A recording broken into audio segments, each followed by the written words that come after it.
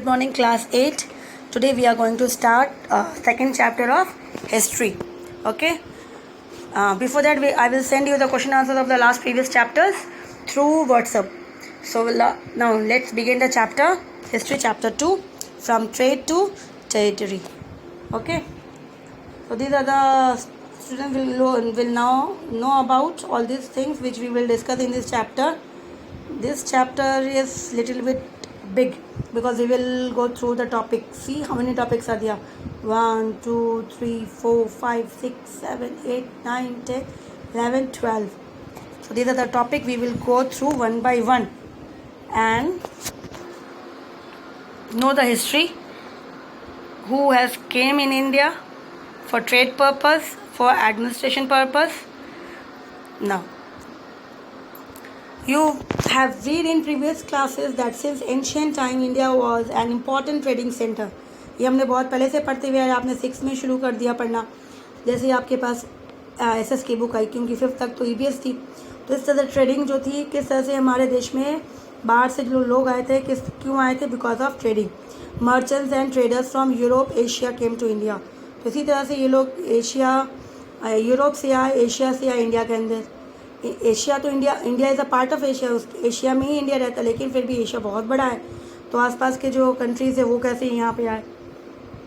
So the Indian traders और trades they are getting profit from this trade. Even India बाहर से लोग आए, हम भी वहाँ उनके देशों में गए और हमने भी बहुत सारे प्रॉफिट कमाए trade. So they we are encourage such trades. तो इसी तरह से वो खुद करते थे बिजनेस, इस तरह से उन्होंने कभी भी इनको ख़राब नहीं कहा. ना साथ में अब यहाँ पे देखो कि जब तक ये जो हमारा कोस्टल एरिया है ये हमारा इम्पोर्टेंट है. क्यों? यहाँ पे इस एरिया में क्या है हमारा? अरेबियन सी है. अरेबियन सी है यहाँ पे बे ऑफ बंगाल है, बे ऑफ बंगाल है ना. नीचे इंडियन ओशंस है. तो ये इस तरह से जो ओशंस हैं, ये ओशंस क्या करते हैं? It's connecting India to the different, to Europe, to Asia. तो इसी तरह से ये ओशंस अगर नहीं होता तो लोग हमारे देश में नहीं आते. लेकिन ऐसा नहीं है कि ये इस ओशंस के कारण क्या हो गया? इस ओशंस के कारण इट बिकम ईजी. ये ईजी हो गया क्योंकि पहले भी आते थे लोग, लेकिन वो किस रास्ते से आते थे?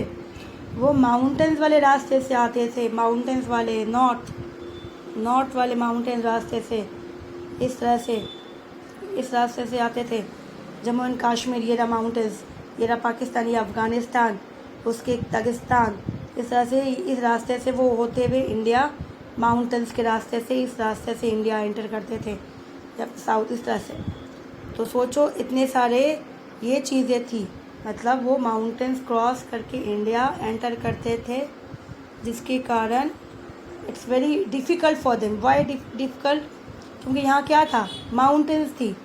तो ये माउंटेन्स को क्रॉस करना, माउंटेन्स के बीच में, दो माउंटेन्स के बीच में जो नेचुरल रास्ता होता था उसे पासेस कहते थे.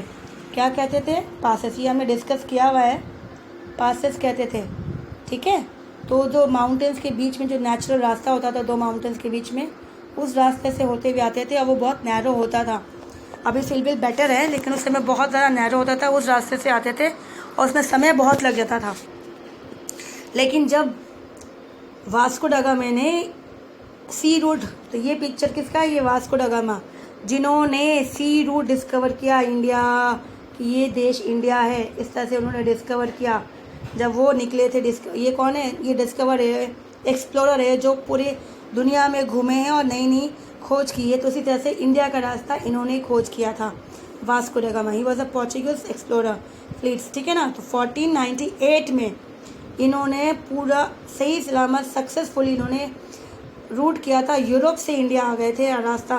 तो जाके फिर इस तरह से लोगों को पता चला कि अगर वो सी रूट ये वाला यूज़ करेंगे तो इंडिया ईजिली जा सकते विदाउट एनी डिफ़िकल्टीज़. जो डिफ़िकल्टीज़ माउंटेन से होती थी, विच पेव द वे. तो जिसके कारण वो क्या बन गया? एक रास्ता अच्छा खासा मिल गया. तो डायरेक्ट इंडो यूरोपियन कॉमर्स का, एक बिज़नेस का अच्छा खासा शुरुआत हो गई. सोन ट्रेडिंग शुरुआत हो गई, क्योंकि ये जब इस तरह से आएंगे तो सबसे पहले महाराष्ट्र आएगा, गोवा आएगा. तो ये चीज़ें जो थी, तो पोर्चुगीज सबसे पहले जो आए थे, तो यूरोपियंस, पोर्चुगीज कौन है, वो खुद एक यूरोपियन कंटिनेंट से बिलोंग करते हैं, तो इस तरह से ये यूरोपियंस ही कहला जाएंगे। तो ये सबसे पहले गोवा आए थे, दमन एंड दीव, बॉम्बे, इस एरिया में दमन एंड दीव, ये जो अपना कोस्ट आता है इस तरह से, ये वाला एरिया दमन एंड दीव का महाराष्ट्र के पास, ठीक है, इस तरह से गुजरात और महाराष्ट्र, तो इस एरिया में, और बॉम्बे, इस एरिया में सबसे पहले उन्होंने किया आफ्टर हिज कॉन्क्वेस्ट इन गोवा, जब उन्होंने गोवा में कब्जा किया, फिर उन्होंने इंस्टीट्यूट बनाया, रहने के लिए घर बनाए, and when new Indian convert and क्या क्या, where new Indians convert and new non Christians they are punished for suspect है against Christianity, they are condemned to be burn. Goa become the main Portuguese base until it was annexed by Indian 1961। मतलब यहाँ पे समझ में कुछ भी नहीं आया होगा आपको, तो यहाँ ध्यान से सुनो। तो उन्होंने कहाँ का, गोवा में आए, दमन एंड दीव, मुंबई, फिर उन्होंने कन्क्वेस्ट गोवा पे कैप्चर किया, इन्होंने अपने खुद का इंस्टीट्यूट बनाया, गोवा इनिक्वेशन, मतलब उन्होंने अपना खुद का राज्य शुरू कर दिया, रूलिंग करना टोटल पकड़, क्योंकि ये सबसे पहले आए थे उनके लिए। फिर इन्होंने इंडियंस को कन्वर्ट किया क्रिश्चियंस में, किसमें, क्रिश्चियन बना दिया, जो भी वहाँ पे हिंदू मुस्लिम्स थे उनको उन्होंने क्रिश्चियन बनाया, और जो नॉन क्रिश्चियंस थे जिन्होंने कहा कि नहीं वो अपना धर्म नहीं चेंज करेंगे, उन्होंने पनिश किया, और क्या बताया यहाँ पे, अगर ऐसा करने, अगर कुछ वो उसको नहीं मानेंगे, उनको नहीं पूजेंगे, तो उसको जला भी दिया गया। इसी तरह से ये रूल चलता रहा, कब तक, 1961। अब आप सोचोगे कि हम 1947 में तो हम आज़ाद हो गए थे, आज़ाद तो हो गए थे, ब्रिटिश हम हमारे देश को छोड़ के चले गए 1947 में, लेकिन फिर भी कुछ हिस्सा जो था, वो कुछ एरिया जो था, जो कहा गया था कि जो किंग है वो रूल करेंगे, और वो चाहे तो इंडिया में मर्ज करे या ना करे। तो उसी जैसा ये गोवा था, जो ये अपने गोवा में जो थे पोर्चुगीज, वो नहीं छोड़ना चाह रहे थे, इंडियंस उसको बहुत प्यार से समझा रहे थे कि आप, और इंडियंस जो थे वहाँ पे, जो इंडियंस रहते थे, उन्होंने भी बहुत बार उसको प्रेशराइज़ किया, पोर्चुगीज जो रूलर थे वहाँ पे, कि आप छोड़ के चले जाओ, हम इंडियंस हैं, हम इंडियंस के साथ रहेंगे। इंडियन गवर्नमेंट ने भी बहुत बार कोशिश की, इन्होंने नहीं माना, बहुत बार प्यार से। तो ऐसे करते करते सोच लो कि 47 के बाद 61 में, तो लास्ट में प्यार से जब नहीं माने, तो इंडियंस ने फिर 1 साल के अंदर ही, 1 महीने में ही इस जगह को खाली करवाया, और ये वहाँ से भाग निकले। तो हमने पहले प्यार से समझाने की कोशिश की थी, इंडियंस ने नहीं मानी, फिर भी समय दिया उनको समझने के लिए, नहीं माने, तो फिर उसको 1 महीने के अंदर ही समझाया, उसको निकाल दिया। तो इसीलिए कहा गया कि 1946 तक किसका राज था, पोर्चुगीज का राज था, गोवा के अंदर और उसके आसपास के एरिया में, ठीक है।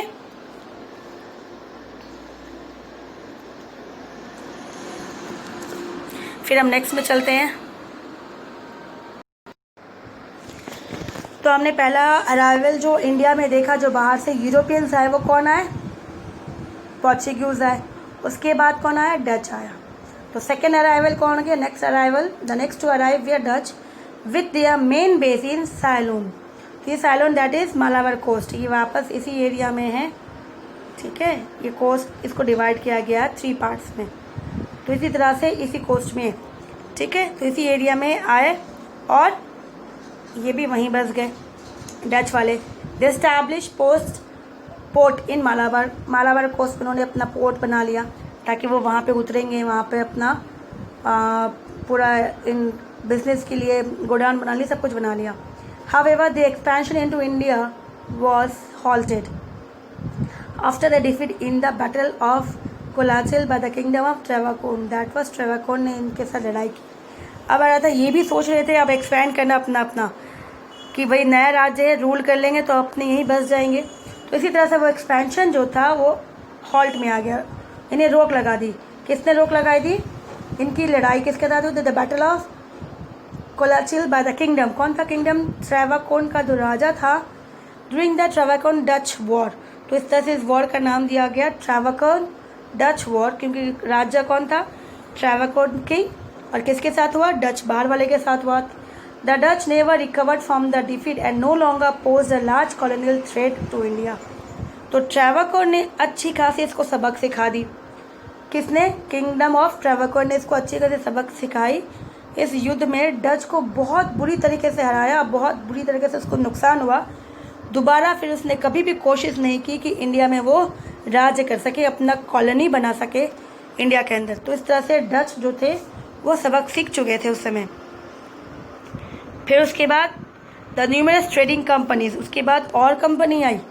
तो सबसे पहले हमने देखा पोर्चुगीज आया, फिर डच आया। उसके बाद और कौन आया? ट्रेडिंग कंपनीज इंडिया के अंदर आए for buying goods such as spices, cotton, silk and indigo. मसाले, जो वर्ल्ड फेमस इंडिया का कॉटन जो बहुत फेमस था, जो इंडियंस बाहर जाके बेचते थे हमारे, वो बाहर देशों में हमारे कॉटन क्लोथ्स जो थे बहुत ही डिमांड में थे। सिल्क एंड इंडिगो, जो कपड़ों को डाई करने के लिए लगता है, ये चीज़ें चाहिए होती थी। तो वो लोग इस चीज़ों को ख़रीदने के लिए इंडिया में एंटर करना शुरू किया।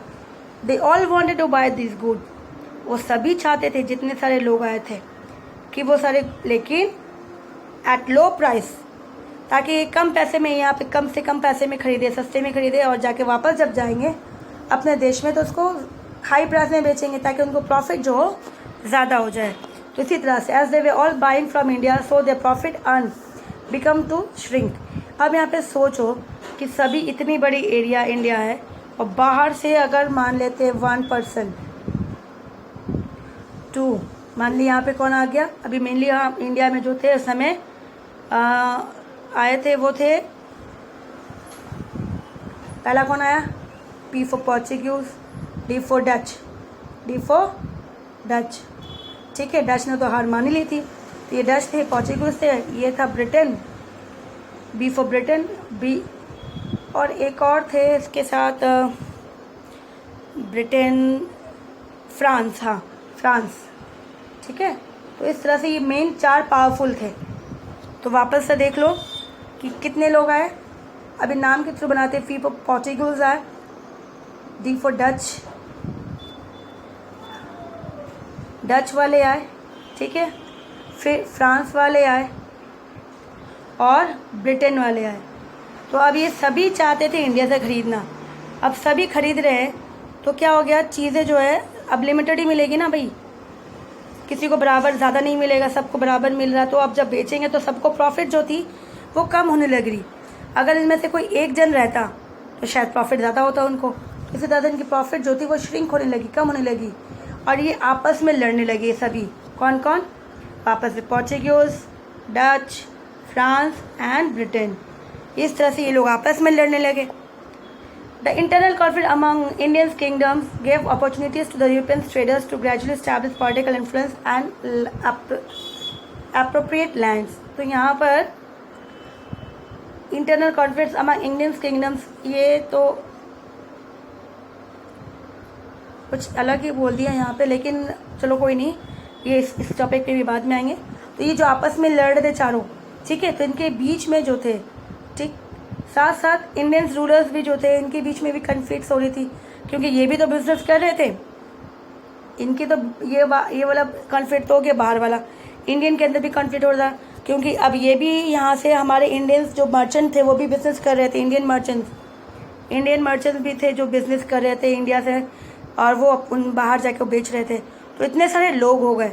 तो जब इंडियन कॉन्फ्लिक्ट्स इनके बीच में होने लगी तो यूरोपियंस ने उनका फ़ायदा उठा लिया, और धीरे धीरे सोचा कि अगर हम इसकी ये चीज़ों को फ़ायदा उठा के अगर हम इनमें रूल करना शुरू कर दें तो ज़्यादा अच्छा होगा। तो फॉलोइंग द डच, ब्रिटिश ने भी वो सेटअप, तो डच ने तो किया था लेकिन उसने हार मानी। क्यों? किसने हराया इसको? ट्रैवकोर, किंगडम ऑफ ट्रैवकोर ने हरा दी थी। तो ब्रिटिश ने भी वही अपना आया, उसने एक पोर्ट बना ली सूरत में, 1619 में पोर्ट बनाई, ताकि वो वहाँ से अपना बिजनेस आराम से कर सके। French and the French both establish, तो ब्रिटिश ने और फ्रेंच ने भी, दोनों ब्रिटिश और फ्रेंच ने दोनों ने पोर्ट बना ली इंडिया के अंदर, ताकि अपने पोर्ट से वो क्या करे, सामान भेज सके। Although these continental European power control various coastal regions of southern and eastern India during the ensuing century, they eventually lost all their trade in India to the British with the expansion of the French outpost of Pondicherry and Chandarnagar and Portuguese colonies of Goa, Daman and Diu। यहाँ पे क्या बताया गया? जिस तरह से हमने अभी बताया था, आगे आपको ही बता दी थी सेम चीज़ें। तो इसी तरह से यहाँ पे ब्रिटिश ने शुरू कर दी, पोर्ट बना लिया, फ्रांस ने बना ली पोर्ट। सबसे पहले किसने बनाई? पोर्चुगीज ने बनाई थी। किसने बनाई थी पोर्ट? डच ने बनाई थी। तो ये धीरे धीरे जो था एरिया सब ने पूरा मोस्टली ले लिया, कोस्टल एरिया जो था। लेकिन ये आपस में जब इससे लड़ाई होने लगी, ब्रिटिश की लड़ाई फ्रांस के साथ, डच तो ऑलरेडी वो बाहर हो चुका था, फिर भी ये कहीं ना कहीं इनके लिए तो एक राइवल ही था। तो इसी तरह से धीरे धीरे जो है ये लोग, फ्रांस ने जो कनकर किया था, पोर्चुगीज ने गोवा, दमन, दीव, उनसे वो लेना शुरू कर दिया। तो ये आगे आपस में लड़ना शुरू कर दिया कि एरिया वो ले लेंगे और वो अपने एरिया को बड़ा करेंगे। तो इसी तरह से जो था इन्हें शुरुआत कर दी। अब आगे बढ़ते हैं यहाँ पे कि Queen Elizabeth first of England granted a formal royal charter to the London merchant traders East India hoping to break the Dutch monopoly of the spices trade in what is known Indonesia now. ठीक है, during the, अब यहाँ पे क्या किया, queen Elizabeth ने जो थी उसने जैसे अपने गवर्नमेंट, अगर हम कोई बिजनेस करते हैं तो हमें गवर्नमेंट से क्या लेना पड़ता है? लाइसेंस लेनी पड़ती है। अगर हम बाहर देश में बिजनेस करने जाएंगे तो हमें गवर्नमेंट से परमिशन लेना पड़ेगा, परमिट, और उनके देश से भी लेना पड़ेगा। तो उसी तरह से क्वीन एलिजाबेथ ने उनको ग्रांट किया, ब्रिटिश को, जो ब्रिटिश मर्चेंट यहाँ पे इंडिया में आए, उन्हें रॉयल चार्टर करके दैट इज लाइसेंस इशू किया। जो लंदन से मर्चेंट इंडिया में आए थे, ईस्ट, उसको नाम दिया ईस्ट इंडीज़ करके, ट्रेडिंग द ईस्ट इंडीज़। और उन्होंने इसलिए दिया कि जो भी डच वाले थे, जो डच ने शुरुआत की थी, उस बिजनेस को वो ख़त्म कर दे। कौन? ब्रिटिश। ड्यूरिंग इस first century of operation the focus of the company was trade, not the building an empire India. तो जब ये ब्रिटिश ने शुरुआत की, क्योंकि इसको मिल चुका था सब कुछ, चार्टर मिल चुका था, इसने डच को ऑलरेडी कर चुके थे, वो हार चुका था, ब्रिटिश ने कैप्चर कर लिया। तो शुरुआती समय में उसको कोई इंटेंशन नहीं था कि इंडिया में वो अपना एम्पायर बनाएगा, बिल्डिंग बनाएगा और रूल करेगा। वो सिर्फ बिजनेस के मकसद से इंडिया के अंदर आए थे, only for business purpose. English trader frequently engage in hostels with their Dutch and Portuguese counterpart in the Indian oceans. लेकिन इसी बिजनेस के दौरान इनकी बहस, इनकी झड़प किसके थ्रू हुई? डच एंड पोर्चुगीज को लेकर, क्योंकि इंडियन ओशन में सबसे पहला जब पोर्चुगीज आया था तो उसने कंट्रोल रखा था कि ये उसने एक्सप्लोर किया है, तो ये एरिया उसके अंडर है। एंड जब भी कोई इस एरिया से आएगा तो उसको क्या देना पड़ेगा? जैसे टोल टैक्स लगता है तो उसको टोल देना पड़ेगा। तो इसी तरह से ये चीज़ें थी। तो the company achieve the major victory over the Portuguese in the battle of Swally in 1612 में एट सवैली इन सूरत। तो पोर्चुगीज को बहुत बुरी तरीके से हराया ब्रिटिश ने। वो टोल सिस्टम ही ख़त्म कर दिया कि ऐसा कोई टोल सिस्टम नहीं रहेगा जो टोल देना पड़ेगा। इस तरह से इनको हरा दिया गया सूरत पोर्ट के पास।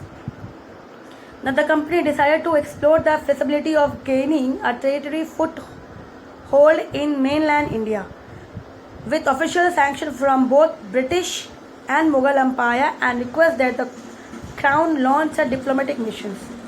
तो अब जब इसको हिम्मत मिल गई कि इसने अपने यूरोपियंस को हराया, कंट्रोल कर ली सी के ऊपर, तो अब इसने कहा फ्लेक्सिबिलिटी, अब अपना एरिया को बढ़ाना, स्ट्रेच करना। तो इसने कहा कि अब मेन लैंड पे भी, ओशन पे तो ले लिया, अब ज़मीन पे भी।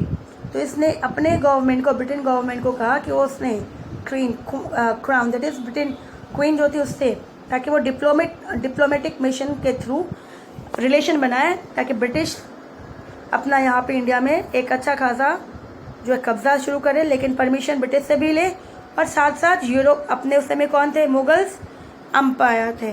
तो दोनों से परमिशन लेके ये शुरू करेंगे। लेकिन वो दोनों को क्या बताना था? ये दोनों को इतना ही था कि वो क्या करेंगे? ट्रेड करेंगे। लेकिन इनके मन में क्या था कि वो अब ट्रेड के थ्रू, ट्रेड तो सिर्फ दिखाने के लिए, पीछे क्या करेंगे? दे विल रूल, वो रूल करना शुरू करेंगे। तो इसी तरह से परमिशन अपने ब्रिटेन से ले लिया और मुगल से ले लिया और शुरुआत हो गई। In 1612 James first instructed sir Thomas Roe to visit the Mughal empire Nuruddin Salim Jahangir. तो जेम्स फर्स्ट ने इंस्ट्रक्ट किया किसे? सर थॉमस को, कि वो मुगल एम्पायर, उस समय नूरुद्दीन सलीम जहांगीर थे, to arrange a commercial treaty, ताकि इनके बीच में एक समझौता हो जाए बिजनेस का, व्यापार को लेके। And they could give the company, ताकि वो जो है कंपनी को एक अच्छा खासा राइट्स दे सके, मतलब ईस्ट इंडिया कंपनी को परमिशन दे कि वो उस एरिया में रह सके, रिसाइड में रह सके, और बिजनेस कर सके, स्टैब्लिश, और फैक्ट्री सूरत में बना ले ताकि वो सामान लेके आएंगे तो रखने के लिए जगह चाहिए, एरिया चाहिए। तो इसी तरह से इन्होंने डिप्लोमेटिक तरीके से उनको इस तरह से उनके पास भेजा। The company offer to provide emperor with goods and, तो कंपनी ने उनको क्या दिया, राजा को क्या बताया कि उसको अच्छे खासा सामान, एक तो गिफ्ट दे दिया सबसे पहले ताकि वो खुश हो जाए, साथ में उनको जो पर मंथ जो मिलेगा, मंथली जो रेंट होता है वो देंगे। European markets, from the European market से जो भी चीज़ें आएगी, अच्छी अच्छी चीज़ें वो भी मिलेगी। The mission was highly successful. और इसी तरह से नवाजुद्दीन सलीम जहांगीर ने उसको परमिशन दे दिया and Jahangir send a letter to the sir James through, और फिर जेम्स को लेटर दिया गया, किसके थ्रू, कौन गया था उनके राज्यों में, सर जॉन रेओ गए थे। तो इसी तरह से इन्होंने उनको permission they the.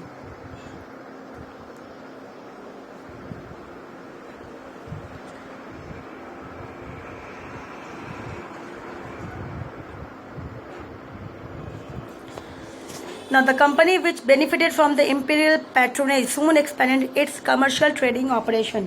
It escapes the Portuguese. इस तरह से कंपनी ने शुरुआत कर दी, अपना रूल करना शुरू कर दिया, अपनी हुकूमत धीरे धीरे उस एरिया पे और एरिया बढ़ाना शुरू कर दिया। इट एक्लिप्स पोर्चुगीज जो था startup the India which was establish base in Goa, जो उन्होंने नाम रखा था पोर्चुगीज स्टाडो द इंडिया। तो इस तरह से जो बेस था गोवा में, Chittagong, Bombay with Portuguese later ceded empire as part of the dowry of. तो इसी तरह से ये जो एरिया था, ठीक है, पोर्चुगीज ने बनाया था गोवा के अंदर, चित्तौड़गढ़ में, बॉम्बे में, और लेटर की ceded to England as part of the dowry of Catherine of Braganza of a marriage to king Charles second. ये सभी एरिया जो था धीरे धीरे इस तरह से उन्होंने अपने अंडर में कर ली, क्योंकि उन्होंने पोर्चुगीज की जो डॉटर थी उसकी शादी करवा दी इंग्लैंड से। इंग्लैंड के जो किंग थे, मतलब जो वहाँ पे थे, उनके थ्रू तो रिलेशन हो गया, इसके थ्रू ये सारा एरिया उनके अंडर चला गया डाउरी के हिसाब से। The east India company also launch a joint attack with Dutch United east India company. उनके साथ भी उन्होंने एक अच्छा खासा अटैचमेंट बिजनेस के रूप में कॉन्टैक्ट बना ली। On Portuguese Spanish ships off the coast of China के थ्रू वहाँ से जो बिजनेस होगा उस रास्ते with the help of EIC port in China. तो चाइना में जो पोर्ट है जिसमें वो बिजनेस करेंगे, उस तरह से सामान भेजेंगे, उस तरह से डच को भी उन्होंने अपने साथ मिला लिया, अलग तरीके से उनको लालच दिया। The British East India company was Fairlie competitive with the Dutch and French throughout 17th-18th century over spices from the spices island। अब यहाँ पे ब्रिटिश की, अब ये तो पोर्चुगीज और डच को तो उन्होंने आराम से समझा दिया, अब ये कुछ नहीं बोलेंगे। एक तो इसके रिलेशन हो गया, मैरिड हो गई, डच को आराम से उनको बता दिया ताकि वो भी कुछ नहीं, वो पहले से ऑलरेडी डरा हुआ था। अब बचा कौन, फ्रांस। तो इसी तरह से British East India company fiercely competitive जो था डच और फ्रेंच 17th-18th सेंचुरीज में, ये मसाले को लेकर जो स्पाइसेस आइलैंड थे जहाँ से ये आ रहा था, जैसे पेपर, जिंजर, नटमग्स, क्लोव्स, सिनेमन्स, ये जो थे जो प्रॉफिट हो रही थी, इस तरह से शुरुआत कि अब ये क्या करें। The tension was so high between Dutch and British East India trading company that it escalated into at least 4 Anglo Dutch. तो ये वॉर कहा गया कि इतना ज़्यादा इनके बीच में था, डच भी कर रहे थे, फ्रांस भी कर रहे थे, लेकिन डच के साथ ज़्यादा रिलेशन ख़राब, तो इन्होंने 4 वॉर हुई थी जिसका नाम दिया था एंग्लो डच वॉर, 1 2 3 4 पीरियड, इस तरह से। ठीक है, तो आज यहीं तक रखते हैं, आप अपनी बुक्स में इसको रीड आउट कर लोगे तो आगे आपको थोड़ा सा समझ में आ जाएगा, फिर हम लोग आगे बढ़ेंगे नेक्स्ट क्लास में। ठीक है, टिल देन टेक केयर।